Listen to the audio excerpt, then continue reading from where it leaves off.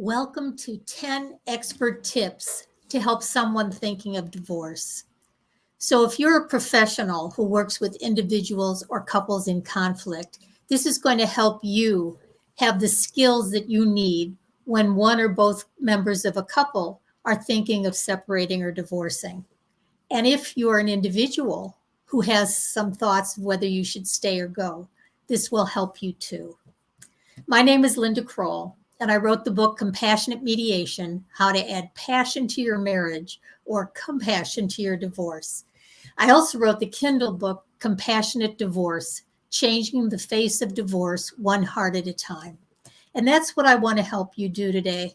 I want to help you help yourself or help your clients avoid the decimation that comes from most adversarial divorces. The breakups, the lawyers, the parenting problems, the jealousy, the financial backlog and pain that is caused. And I want to offer you steps to give hope to a situation that sometimes feels hopeless. And my mentor, Richard Schwartz, who's the head of Internal Family Systems Therapy, which is the therapy that I practice, said that divorce brings out the worst in us and often leaves lasting scars. He says that I'm a master at lifting couples out of their narrow protective perspectives, and they can then learn the larger lessons from their relationships and proceed based on the best interest of all involved. Dick says this is relationship healing at its best.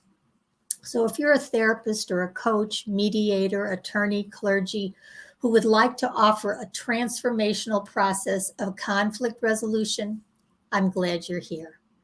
Because our job is to bring hope to a situation that sometimes feels hopeless. And we do that by providing a structure and a framework for talking about everything. And when I mean everything, we talk about all issues that can be dividing a couple. It could be money, it could be sex, it could be parenting, it could be workloads, whatever they need to talk about. We help them know that you are someone that can help them heal and transform their relationship, because you'll have the skill set in compassionate mediation that will help you do that. Because what we do is we teach our clients a new way to communicate, and we teach them how to compassionately communicate. And what does it mean to compassionately communicate? Well, it means that each party connects to their best self, their highest and best self, that they let go of any limiting beliefs or judgments they've been carrying around, that they unburden pain from their past, and they begin to relate from their heart. And when they learn how to do that, they practice the miracle of empathy. And empathy is a new way to communicate. And when they're doing it from their highest self with compassion and understanding, they can talk about everything. And sometimes having the courage to talk about a possible ending with compassion and confidence allows your clients to consider a new beginning. And that's what we're going to do. We're going to allow them to consider what would it take to stop the arguments, to stop the distance, to stop the pain. And what if marriage counseling isn't enough? You might feel that if one or both parties thinks they want to separate or divorce, that it's the end of marriage counseling. On the other hand, it's really a trailhead into a deeper and more intimate discussion of every issue. So they don't have to stay on separate ends of their house or their home. They can truly begin a dialogue where no matter what they've thought about before, they can connect to their highest and best self and begin to talk about everything. Because when they talk about everything, there's a safe forum, meaning you hold space for them to have a dialogue and speak for the parts of them that are hurt or sad or scared, and do it from their highest and best self. So what does it mean to be in self? Well, on one hand, our egos keep crashing into things, but our soul is always peace. And as Rumi says, we're not just the drop in the ocean, we're the entire ocean in a drop. And when a couple is in conflict, they're very reactive. Their human parts get in the way. They feel angry, withholding, judgmental, blaming. But when they're in self, they have these qualities. They're more calm, clear, compassionate, curious, connected, creative, confident, courageous, and grateful. And these are the C qualities of self that Dick Schwartz talks about in the internal family systems. So if you're working with a client or clients and you see that they're feeling walled and distant, what you want to do is help them explore all of their options and to talk about everything. So the things they talk about, first of all, is how do you keep them from hopping off the ledge of making a rash decision? And what that means is, in giving them hope that you know how to help them, you invite them to take the time they need to explore all their options, to learn what they have to learn, so that we welcome the parts that can't decide, should I stay or should I go? And we go deeper into why do they feel that way? What's creating the distance between them? We offer relevant information for self-led discussions. So we help them talk about what would happen if you did decide to separate. What would happen to the house? How would you co-parent? Would you date other people? What are you going to do about finances? Would you continue to do counseling? There's so many discussions that need to happen when people are not sure what they want to do, if they want to stay or go. But what you do is you foster that dialogue in a way that brings peace. And as they're discussing their relevant issues, they're also talking about finances, because the finances are important too. So you get the information you need to give it to them so that they can begin to make the decisions they need to make. And as they're exploring all of their options, you take the lead. You learn what you need to learn about understanding finances so that you can give that information to them. You learn how to help them practice the miracle of empathy, where they use I messages instead of you messages, where they talk about their feelings, their needs, and they do it in a way where they can finally listen to each other in ways that they couldn't before. And as you provide hope and create that forum, you keep them moving in the direction of their highest good. And not only their highest good, but the highest good of their children, because they don't need to let their shrapnel of their animosity affect their children.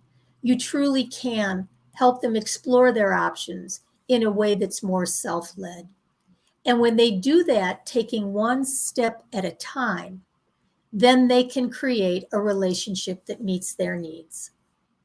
And you do that again by offering them the ability to know that you can help them. So they have trust in you and trust in your ability to foster these conversations in a way that leads to peace. So you propose hope, you teach them empathy, you have a safe forum for all of their discussions. You give them information about the law, which you don't need to be a lawyer to have, but compassionate mediation gives you the skill set to at least talk about the issues of what would you do about the house, what would you do about the money that you'd share. And you don't have to be a mediator or an attorney to know how to do this, because in compassionate mediation, you stay one step ahead of your clients.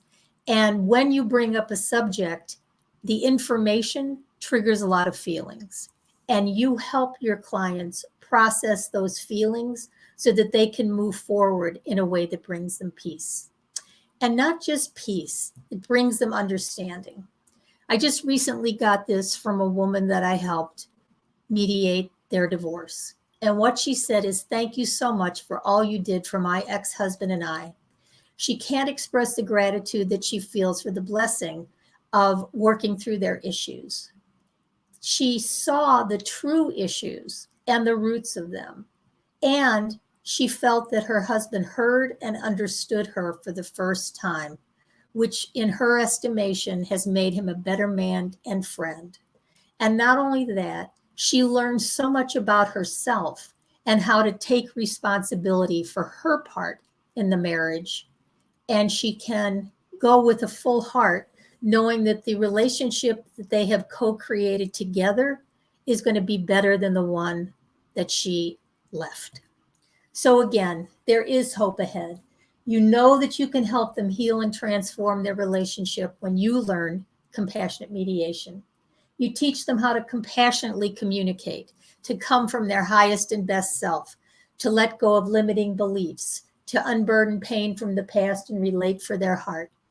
You provide hope that there is going to be a better future, because there is going to be a better future. Whenever there's self-energy, there's going to be a better future. You help them off the ledge so they don't have to jump into a decision too quickly because they don't know what they want to do. They don't have to stay on separate ends screaming at each other, because you're going to give them a way to learn how to talk with empathy. You're going to provide a place where they can create a better connection, even if they separate and even if they divorce. And you're going to welcome those uncertain parts that aren't sure if they want to stay or go, knowing that behind those parts are a lot of feelings that need to be processed that you can help them with. And as they practice the miracle of empathy, they're going to create a new and better relationship. And whatever information they need to talk about, whether it's financial, emotional, legal, whatever they're going to talk about, you're going to facilitate that conversation with all the details that they need, but you're going to help them do it from their highest and best self.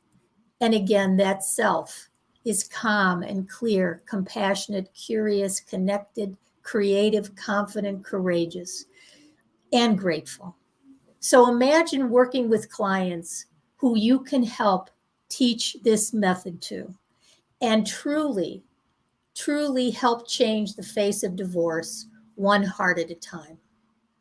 So I want to offer you my roadmap, because no matter how long you've been in practice, you may not be comfortable when a client says they're thinking of leaving or thinking of a divorce. You may think that it's going to end the marriage counseling because your client isn't invested in healing the marriage. And maybe you feel that it's hopeless to continue because there is one foot out the door. Or you may even be referring out to a mediator or attorney prematurely, when you could be working with your clients for weeks, months, and even years as you take it one step at a time.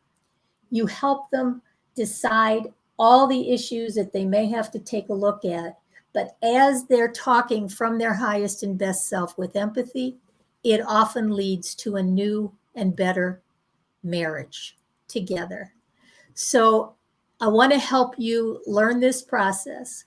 You can go to lindakroll.com/roadmap and get a copy of the roadmap, which takes you through the process of helping them be their best self, create a compassionate relationship, explore their options, understand their rights and finances, and truly create the relationship they desire and deserve. So please join me and ask me any questions. I look forward to helping you help your clients, help yourself, help someone you know, because again, when someone is thinking of a separation or a divorce, there are things we can do to be of help. And I'd like to help you help them. So together, as I like to say, we can change the face of divorce one heart at a time. Thanks so much, and I look forward to staying connected. Bye for now.